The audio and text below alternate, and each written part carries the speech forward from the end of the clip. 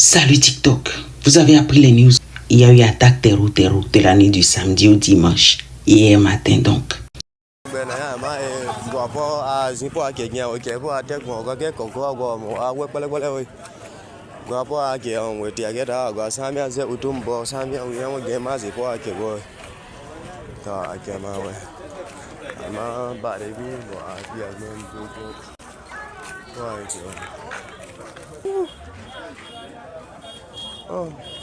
Oui, il y a eu attaque terreau dans la région de Segmana, entre Mahadi et Samia.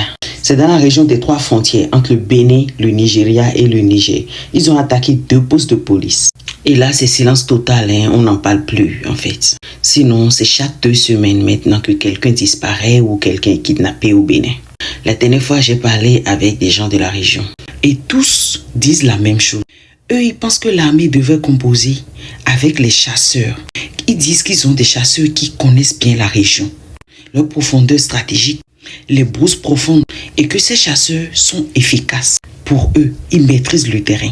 J'ai vérifié s'il y a de nouveaux accords, de nouvelles décisions prises par l'État. Non, rien. Il y a moins d'1 mois, il y avait eu attaque dans la même région.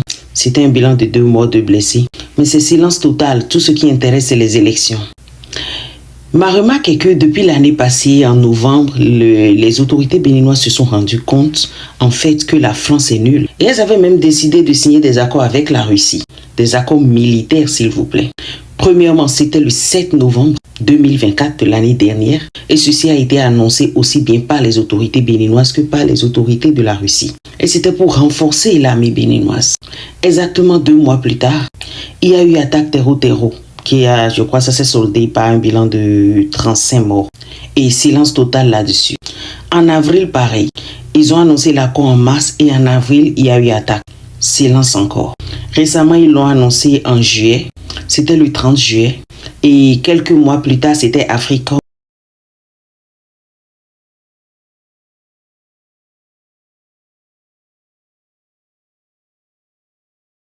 Moi, perso, je ne suis pas pro-russe. Je dis toujours Chine dehors, France dehors, Russie dehors, Amérique dehors. Seuls les Africains vont construire l'Afrique.